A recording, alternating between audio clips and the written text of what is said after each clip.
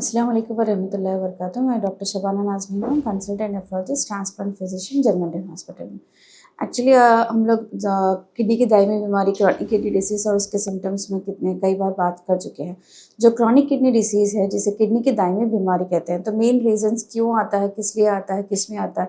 तो रीज़न्स जैसे कि अगर शुगर है या बीपी है या ओबेसिटी है या क्रॉनिक किडनी मतलब बचपन से ही किडनी का प्रॉब्लम है या बार बार स्टोन के डिसीजेस की वजह से, जहाँ पर आपकी kidney functioning more than 3 month से लेस देन 60% यानी 60% से भी कम काम कर रही है आपकी किडनी, तो उसको क्रॉनिक किडनी डिसीज। जहाँ पर 3 महीने से ज़्यादा का सिम्टम्स है या 3 महीने से ज़्यादा आपका क्रिएटिन ज़्यादा है या 3 महीने से ज़्यादा यूरिन में कुछ प्रोटीन जा रहा विद किडनी डैमेज से, तो उसको क्रॉनिक किडनी डिसीज बोलते हैं या किडनी की दायमी बीमारी। तो किडनी की दायमी बीमारी का इलाज क्या है, क्या उसको प्रिवेंट कर सकते हैं, प्रिवेंशन क्या है और ट्रीटमेंट क्या है।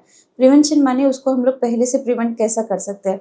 प्रिवेंशन के लिए अगर आप बीपी शुगर के पेशेंट्स हैं तो ईयरली वंस आप एक बार ब्लड टेस्ट क्रिएटिन चेक करा के और एक यूरिन टेस्ट जो उसमें यूरिन में कुछ प्रोटीन जा रहा है ये चेक करके आप अर्ली प्रिवेंट कर सकते हैं, क्योंकि किडनी की दायमी बीमारी एक बार आने के बाद फिर रिवर्सल डिफिकल्ट है, रिवर्स होना मुश्किल है। तो रिवर्स होने से पहले, आने से पहले इसको हम प्रिवेंट कर सकते हैं। अगर आपका बीपी कंट्रोल में है, शुगर कंट्रोल में है, वजन कंट्रोल में है, अगर आप स्मोक कर रहे हैं या अल्कोहलिक है तो स्मोक छोड़ दिया, अल्कोहल छोड़ दिया, और डाइट सही तरह का डाइट ले रहे, यानी सॉफ्ट ड्रिंक्स ज़्यादा नहीं ले रहे और अनहेल्दी डाइट नहीं चल रहा और पेन किलर्स अवॉइड करें, ओवर काउंटर मेडिकेशंस नहीं ले रहे, ठीक तरह से पानी पी रहे, ये सारी चीज़ें। स्टोन डिसीज़ बार बार आ रहा तो उसका रीज़न क्या है, क्यों आ रहा, उसका वर्कअप अगर सही तरीके से हो गया, ये सारी चीज़ें से प्रिवेंट करने से किडनी की दायमी बीमारी प्रिवेंट कर सकते हैं। अगर किडनी की दायमी बीमारी आ गई है, अब नेक्स्ट क्या करना है, उसका ट्रीटमेंट क्या है। तो किडनी की दायमी बीमारी के स्टेजेस होते हैं। क्रॉनिक किडनी डिसीज़ जिसके stages Rani stages 1 to 5 stages है। तो अक्सर पेशेंट जब हमारे पास आते हैं तो स्टेज 1 में नहीं आते, स्टेज 3, स्टेज 4 से 5 के बीच में आते हैं। 4-5 मानी ये इक्वलेंट कैसा रहता है, अगर आपका ईजीएफआर कैलकुलेट करते हैं।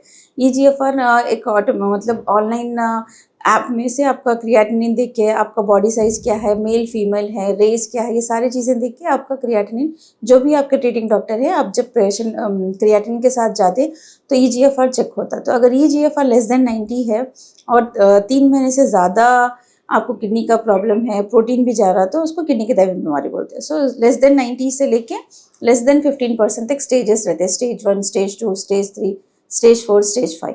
स्टेज 5 में लेस देन 15% से 2 किडनीज मिला के लेस देन 15% फंक्शनिंग होता। अक्सर पेशेंट्स पूछते हैं अगर आपको किडनी के प्रॉब्लम है, ऐसा अगर हम कुछ बोले तो मैडम एक किडनी काम कर रहा है या 2 किडनी भी काम नहीं कर रहे क्या। तो जब आपका क्रिएटिनिन बढ़ रहा तो इसका मतलब ये है कि आपके 2 किडनी का भी फंक्शनिंग डिक्रीज हुआ, तभी आपके 2 क्रिएटिनिन बढ़ता, क्योंकि एक किडनी कुदरती तौर पे इंसान के लिए काम नॉर्मल काम करने के लिए सफिशिएंट है। तो जब आपके 2 किडनीज का भी फंक्शनिंग कम है, लेस देन 90% है, और जहाँ पर मोस्टली पेशेंट्स आते हैं हमारे पास लेस देन 60% से आते हैं, तो वहाँ से उन लोगों का ट्रीटमेंट कैसा रहता। तो जब आप स्टेज 3 है, स्टेज 4 है, वहाँ पर पूरा आपको मेडिकल मैनेजमेंट होता है। स्टेज 5 में भी 2 तरह के रहते हैं, जिसको डायलिसिस की ज़रूरत है, जिसको विदाउट डायलिसिस यानी एनडी और डी बोलते हैं। तो स्टेज 5 तक भी आपका क्रिएटिनिन अगर 5-6 भी है, आपका फंक्शनिंग लेस देन 15% भी है, मगर आपको सिम्टम्स नहीं है, सिम्टम्स जैसे कि अगर पैरों में सूजन नहीं है, दम नहीं चढ़ रहा, पेशाब अच्छा आ रहा, भूख अच्छी लग रही, नींद अच्छी आ रही, रात में पेशाब की तकलीफ नहीं हो रही, ये सब चीज़ें सिम्टम्स देखते हैं। जब सिम्टम्स, ये सारे सिम्टम्स आ रहे हैं और आपका फंक्शनिंग भी लेस देन 15% है, तो जब आपको डायलिसिस के लिए बोलते हैं। तो डायलिसिस क्या चीज़ है, डायलिसिस 2 तरह के होते हैं, यानी आपका जब किडनी अंदर से सही तरीके से काम नहीं कर रहा, जितना करना है परसेंटेज उतना काम नहीं कर रहा, तो जब डायलिसिस की ज़रूरत पड़ती है। तो डायलिसिस के लिए 2 तरह के डायलिसिस है, एक पेरिटोनियल डायलिसिस, एक हीमोडायलिसिस। पेरिटोनियल डायलिसिस माने जहाँ पर पेट से ट्यूब डाल के अंदर से पानी एक्सचेंज करके क्लियर करते हैं। हीमोडायलिसिस माने ब्लड डायलिसिस होता। तो अक्सर पेशेंट्स हम लोग हीमोडायलिसिस के लिए एडवाइस करते हैं, लेकिन पेरिटोनियल डायलिसिस परफेक्ट डायलिसिस रहता।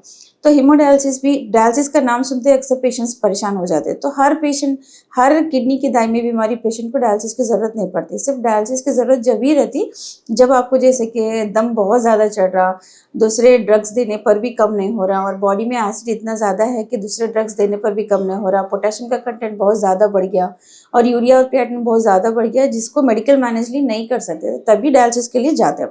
सो इसीलिए जब भी डायलिसिस को जा रहे हैं तो पेशेंट के लिए यूजुअली ब्लड डायलिसिस के लिए जाते हैं।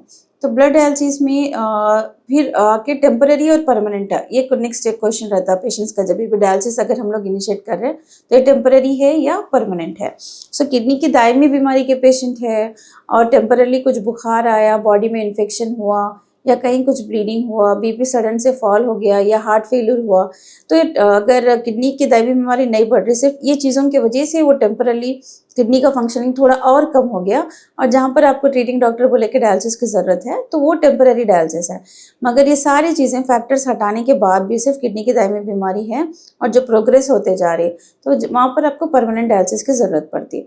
सो अगेन आपके ट्रीटिंग डॉक्टर डिसाइड करते हैं कि आपको हफ्ते में 2 बार की ज़रूरत है या 3 बार की ज़रूरत है।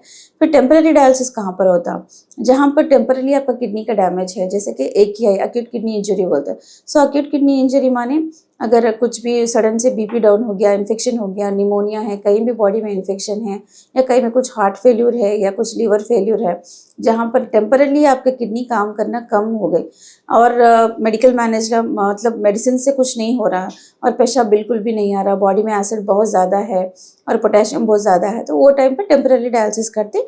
टेम्पररी डायलिसिस का भी अगेन डिपेंड करता है पेशेंट के रिस्पॉन्स के ऊपर। पेशेंट अगर 14 दिन में या 21 दिन में अच्छा सा इम्प्रूव हो रहा, यूरिन आउटपुट अच्छा इम्प्रूव हो रहा, तो अगर उसको सब चीज़ें जो पैरामीटर्स हम लोग देखते हैं वो सब अच्छा फिट में आ रहा, तो डायलिसिस की ज़रूरत नहीं रहती। लेकिन टेम्पररी जिसका डैमेज होता किडनी, उसको एडवाइजेबल है कि फ्रीक्वेंट फॉलोअप्स करना, मानी एटलीस्ट आप महीने में 1 बार या 3 महीने में 1 बार, फिर उसके बाद 6 महीने में 1 बार आपके ट्रीटिंग डॉक्टर से मिलना, क्योंकि टेम्पररी जब किडनी डैमेज होता है तो चांसेस रहते हैं कि अगर आप फॉलोअप में नहीं है, कुछ भी चेकअप नहीं करवा रहे, तो फिर उसके बाद अगर आपको बीपी शुगर आ गया, अगर कुछ भी इंसल्ट हुआ बॉडी में, तो फिर से किडनी की दायमी बीमारी आने के चांसेस रहते हैं। सो एक्चुअली किडनी की दायमी बीमारी जहाँ पर क्रॉनिक किडनी डिसीज है, 5th स्टेज को एंड स्टेज रीनल डिसीज बोलते हैं, जहाँ पर डायलिसिस की जरूरत रहती है। तो परमानेंट सोल्यूशन क्या है किडनी की दायमी बीमारी का? परमानेंट सोल्यूशन ट्रांसप्लांटेशन है।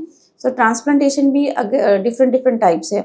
मतलब अपने तेलंगाना में जीवन दान प्रोग्राम है, जहाँ पर लोग जो भी डेथ वाले डिसीज डोनर बोलते हैं, जहाँ पर माने कैडावर, अगर कोई भी कुछ आरटीए हुआ, एक्सीडेंट्स हुआ, जो मर गए, वो लोग डोनेट करते हैं वहाँ पर।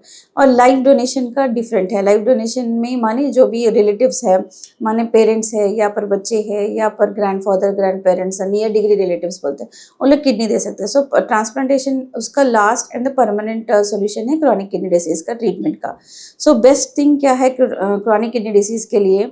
तो क्रॉनिक, अगर आप बीपी शुगर के पेशेंट है, अगर आपका वजन ज़्यादा है और आपको बार बार रीनल स्टोन्स है या किडनी में कुछ सिस्ट है या किडनी का कुछ पैदाइशी प्रॉब्लम है या आपके एक किडनी है, तो आप एटलीस्ट ईयरली चेकअप करवाना ट्रीटिंग फिजिशियन या ट्रीटिंग नेफ्रोलॉजिस्ट से मिलना, ताकि आपका क्रिएटिनिन, EGFR आपको पता चले और प्रिवेंट कर सकें, क्योंकि किडनी दायमी बीमारी का ट्रीटमेंट से बेहतर प्रिवेंशन बेटर है। तो प्रिवेंशन करना is always advisable. Thank you.